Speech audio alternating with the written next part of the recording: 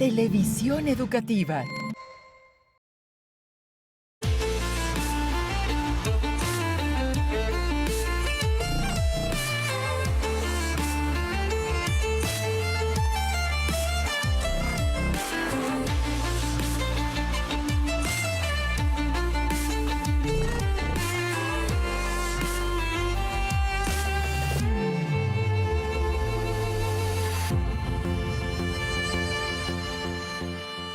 La sensualidad de su poesía es más alegre y colorida que la de López Velarde. Hay mayor atrevimiento y más fantasía. Así consideró Octavio Paz el aporte poético de José Juan Tablada, poeta, periodista y diplomático mexicano. Tablada es considerado pionero del modernismo en México, introductor de la estructura poética japonesa del haiku en la literatura hispanoamericana, además de mecenas de artistas como López Velarde, Orozco y Diego Rivera. Fue el intermediario de la cultura japonesa para los artistas e intelectuales mexicanos del siglo XX, pues Oriente era distante e inimaginable en el México rural de 1900. Pasajero 21, el Japón de Tablada, reúne aquí, en Bellas Artes, su colección de arte japonés y su archivo personal. Además, en Cuenta Conmigo, tendremos los comentarios de nuestros amigos en Novedad de la Patria.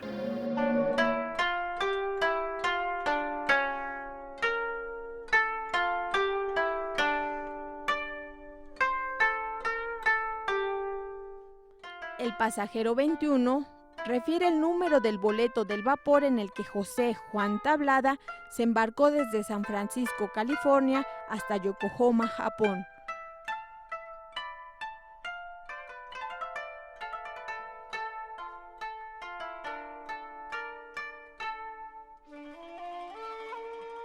Una estancia que duraría 6 meses en el país asiático, en tiempos del Porfiriato.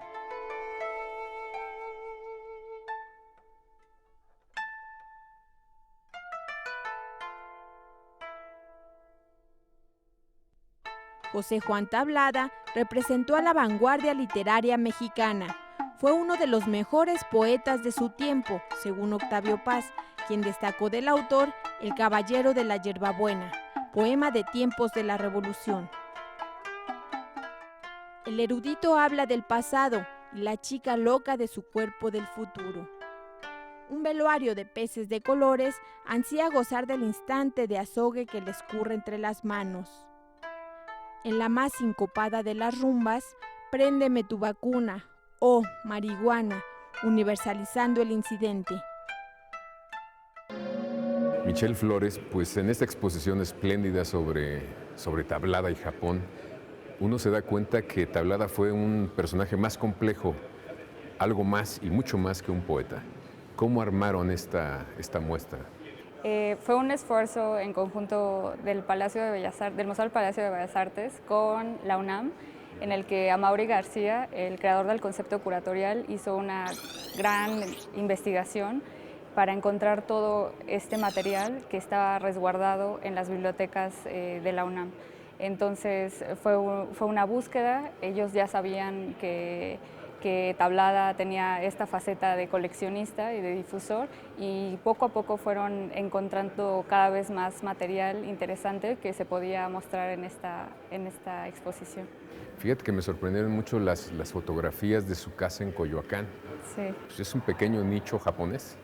Sí, tenía una casa en Coyoacán y además después hizo una en Cuernavaca. Cuando se muda allá a esa ciudad por salud, recrea toda una casa al estilo japonés, con sus jardines, con toris, cuartos para hacer ceremonias del té. O sea, el interés de Tablada por Japón iba más allá de solamente el arte, sino que lo llevaba, creo que, a muchos campos de su vida, incluso a su obra literaria, ¿no?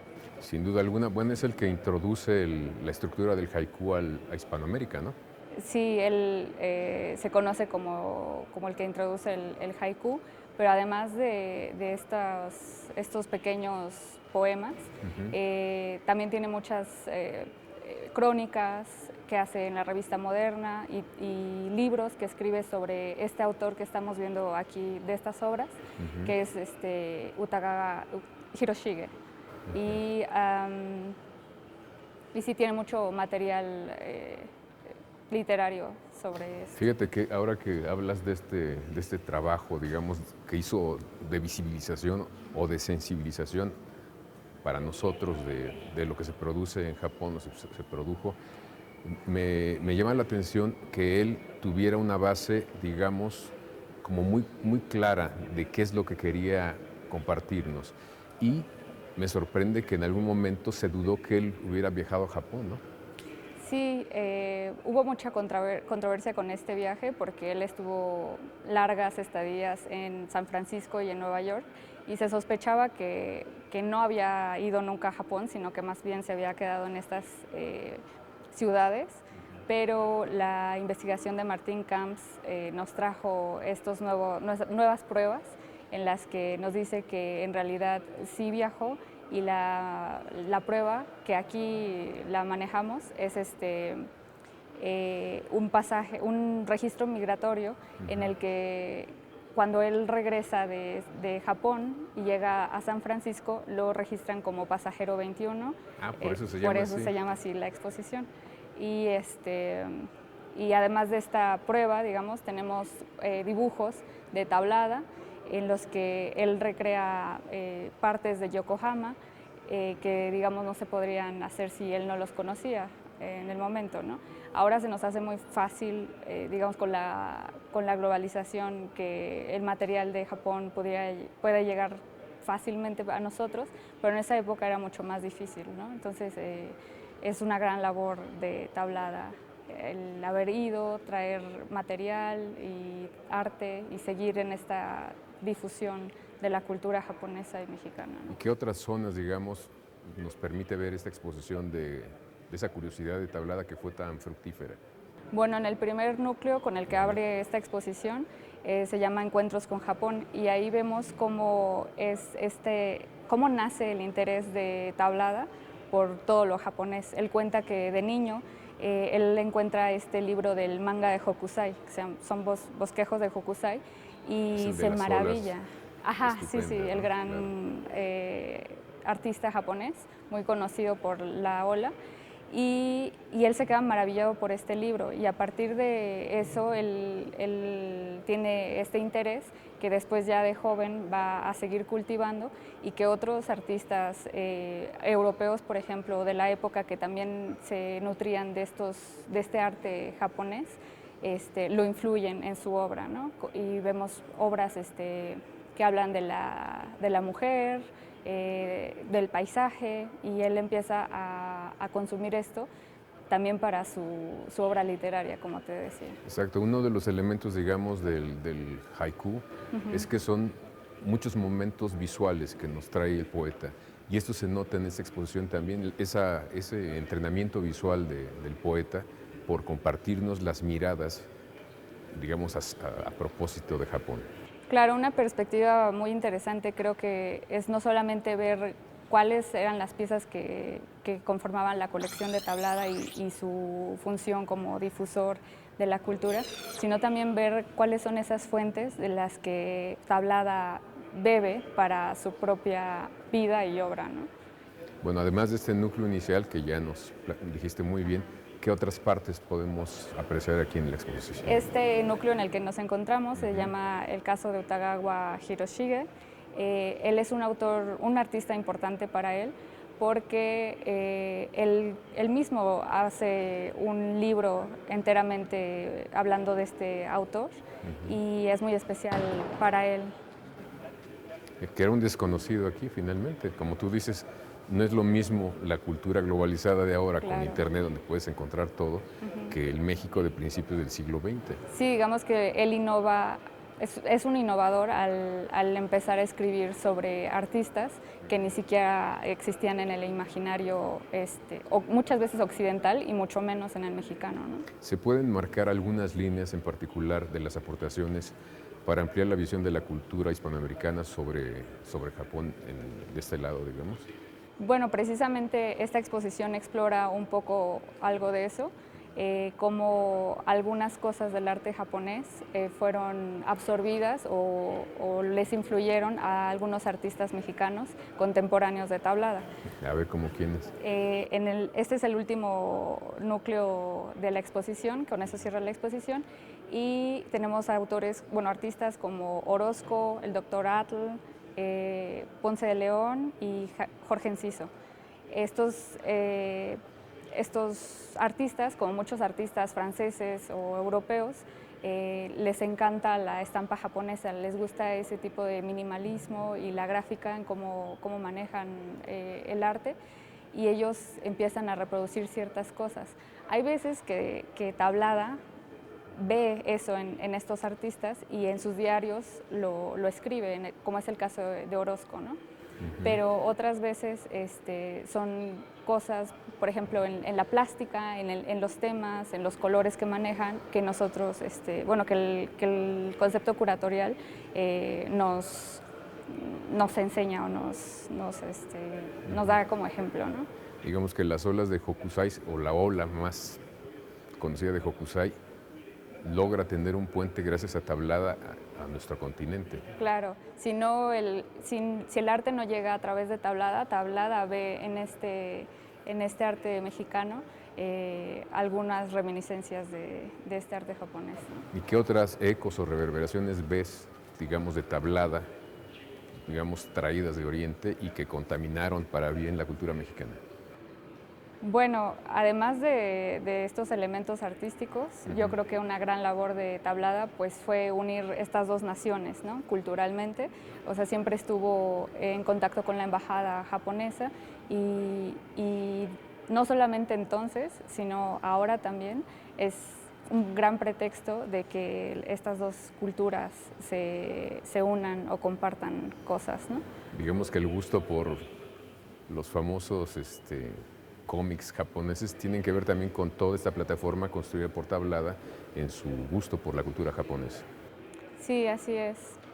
A mí me gustaría saber si hay también una sección que tenga que ver solo con la gráfica, con los famosos ideogramas y el cómo los cachó Tablada. En el último núcleo, en el epílogo, además de la plástica y los temas que te decía, él encuentra estos calogramas, que son sellos de firma, que los japoneses y las culturas asiáticas usan en el arte, ¿no? Artistas como Toulouse-Lautrec y Van Gogh las usan en sus obras, y también él encuentra en algunos otros autores como Jorge Enciso y Torres Palomar este arte de hacer con las letras de tu nombre algo bello, ¿no? Que ese es el significado del calograma. Exactamente. Él también fue un promotor a través de los libros, ¿no? Él tuvo una librería en Nueva York. Sí. ¿Hay algunas evidencias de eso aquí también? Sí, tenemos los libros que hablan sobre este autor, Hiroshige, el pintor de la lluvia, de la nieve, pero también están otros de sus libros que él consumió, ¿no? Son libros en alemán, libros en francés, en inglés, donde él leía y se instruía sobre el arte japonés. También sus crónicas japonesas que estuvieron presentes en la revista japonesa y que después tuvieron una salida en un libro que él edita que se llama En el País del Sol. Entonces, y ahí también vemos la presencia de este sello o estos calogramas en forma de ex libris, ¿no? Sí, que a él le encantaban. Claro. Entonces, con esta exposición nos podemos dar cuenta que además de poeta, fue un promotor cultural, fue un traductor y también le interesaba hacer algunos dibujos o trazos, ¿no? Sí, ilustrar sus propios libros, sus propias crónicas en el periódico, y también nos podemos dar cuenta de esta complejidad de Tablada como un personaje moderno, ¿no? O sea, que está en el centro del modernismo, entonces. Exacto, o sea, en su literatura, en la forma en el que absorbe arte de otras disciplinas, de otras latitudes, y que al mismo tiempo tiene otras opiniones políticas como más conservadores, ¿no? Okay. Conservadoras. Entonces es como súper complejo e interesante redescubrir este autor, ¿no? Bueno, pero sus opiniones políticas fueron minimizadas por la contundencia de su promoción Claro. cultural y de su obra misma, ¿no? Sí, sí, sí. De esa, digamos, de esa zona de la política, ¿hay, das cuenta aquí también? Creo que no, o sea, está Más en sus textos. más en sus textos y además esto pues es más viendo hacia el lado artístico y como el difusor de arte, ¿no? Pues algo más que nos quieras compartir. Pues bueno, también esta parte de Hiroshige es importante porque ya estas estampas ya estuvieron aquí en el Palacio de Bellas Artes, en una exposición en los 30 y fue planeada por Tablada. Ah, él participó en eso. Exacto, sí, cuando regresa al país, a México, él planea esta exposición que sabemos que hubo varias estampas japonesas, estos ukiyo-e. ¿Son estas algunas de ellas? Las que sabemos con más certeza son estas, de este grupo, porque hay una fotografía. O sea, el curador fue él. Pues digamos, antes de que una idea de curador Sí, como claro. tal existiera. Él las sí. escogió, dijo, esto tiene que verse. Ajá, pero no sabemos con certeza cuáles otras piezas estuvieron en esta exposición porque no hay registro de ello, ¿no? Tampoco hay registro, creo que no le gustaban, a pesar de que a él le gustan mucho las listas y todo eso, no hay registro de cuántas piezas estaban en su colección. Esto es lo que se ha logrado rastrear hasta ahora.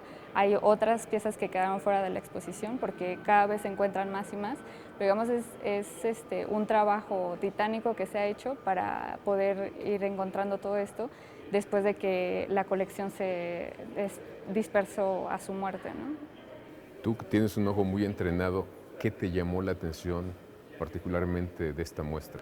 Bueno, a mí me gusta mucho la primera parte que es habla sobre las mujeres japonesas, o bueno, las mujeres en el arte japonés, mejor dicho, y porque te das cuenta de todo, de cómo este tema ha viajado a través del arte y en ese momento histórico, digamos, está a flor de piel en todas las expresiones artísticas. Y también lo que más me gustó fue observar la técnica en algunas de las piezas, por ejemplo las piezas que están en el siguiente núcleo, que son de una gran maestría y que se han conservado magníficamente, ¿no? Uno siempre puede acudir a estos materiales digitales, pero nunca va a ser lo mismo. No, es impresionante el detalle, ¿no?, que se puede lograr a partir. ¿Nos puedes enseñar algunas cosas de lo que nos dices? Sí. Perfecto.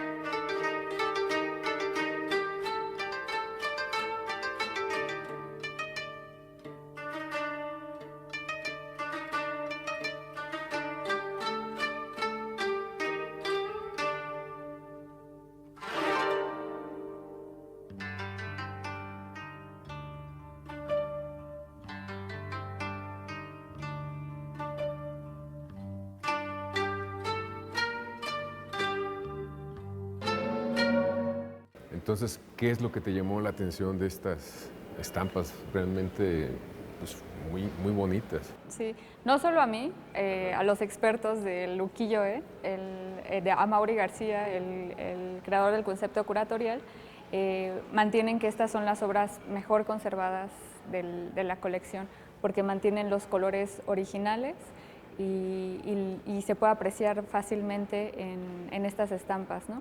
Entonces aquí nosotros podemos observar la maestría de estos artistas, que es Kunichika, y las estampas están en sus colores originales casi, ¿no? No se han modificado casi, tienen más de un siglo. Sí, son del siglo XIX y estas piezas son muy delicadas. Con la luz los colores se comen fácilmente y bueno, también puedes ver la técnica porque esto es una silografía en la que bueno, van por capas y capas y con planchas de madera dando cada detalle y con los colores tan vivos que caracterizan a estas a esta técnica del ukiyo-e. Y técnicas que ya casi no se utilizan, ¿no? No, que ya son pues o sea, solamente los podemos observar así, como los grandes exponentes de entonces. Este es el siglo XIX y el principio del siglo XX fueron como la época de máximo esplendor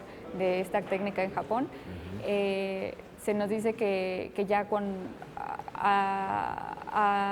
en la década de los 20 empezaron a decaer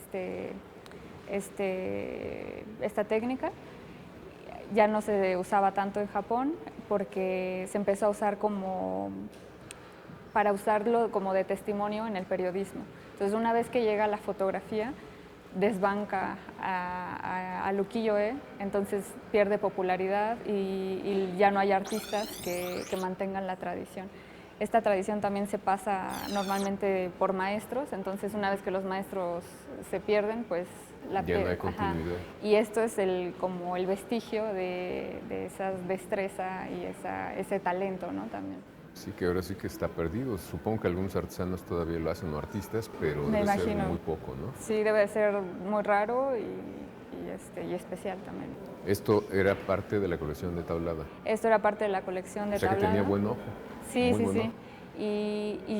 Y aquí podemos ver muchos de los elementos tradicionales de la gráfica japonesa, como el tipo de planos, los colores, como ya te dije, las posturas de los personajes. Pero También, a ver, dinos, ¿cuáles son las posturas? bueno, para empezar, siempre hay como esta exageración en las posturas de manos y pies.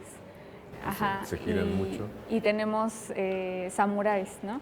Que samuráis. en realidad, si te fijas, son actores de teatro kabuki, que el teatro kabuki también era otro de los temas predilectos de Tablada, le gustaba mucho. Y de hecho él visitaba en su estancia en Japón el teatro.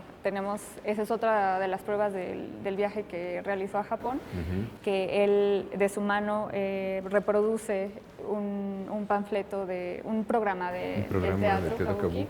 Y tenemos certeza de que esa función en esas fechas sí se dieron en la ciudad de Yokohama, ¿no? Y sí es una gran tradición que aquí se muestra. Hoy estaba viendo, además de esta zona de estampas espléndidas, que también tienen una zona de cine. Sí. ¿Hay películas o qué es? Aquí no mostramos películas, está este ejemplo de cómo era un teatro kabuki, realmente el escenario, y mostramos fragmentos de películas que tienen que ver con el arte japonés, porque además al mismo tiempo estamos teniendo un ciclo de cine con ayuda de la Cineteca Nacional, okay. Todos los lunes de este mes y a principios de octubre, perdón, tenemos películas que tienen que ver con el arte japonés y son películas japonesas, ¿no? Muy interesantes, y también estas fueron escogidas que tengan que ver con la misma exposición. Con la misma exposición, con ese ambiente que recreó Tablada de muchas maneras, como promotor cultural, en sus textos, en sus técnicas y en la gana de compartir lo que había descubierto tan lejos en Japón. Exactamente. Pues muchísimas gracias. Gracias a ti por visitarnos. No, por compartirnos todo. Ahora sí que tu mirada más a detalle de lo que podemos ver, pues para sacarle más provecho a la visita aquí en el Palacio de Bellas Artes. Gracias. Gracias a ti.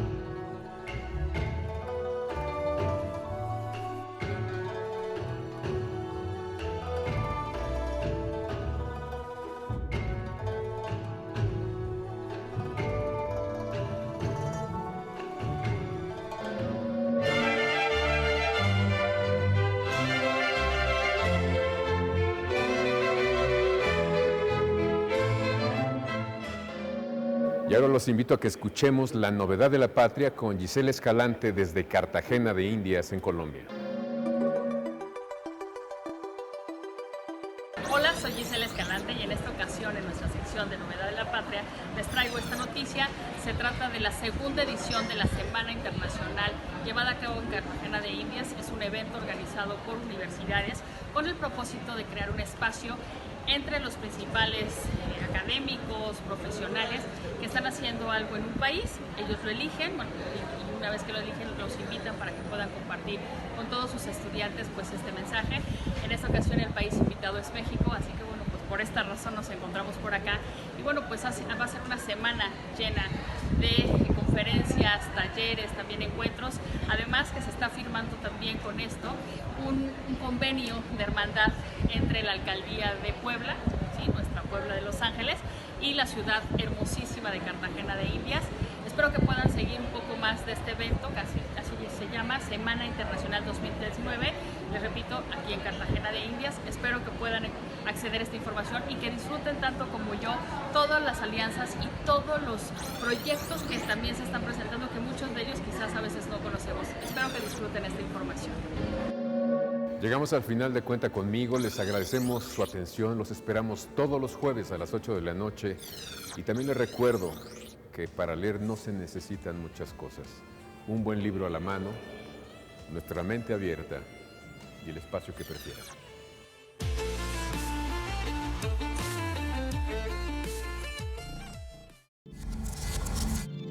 Televisión educativa.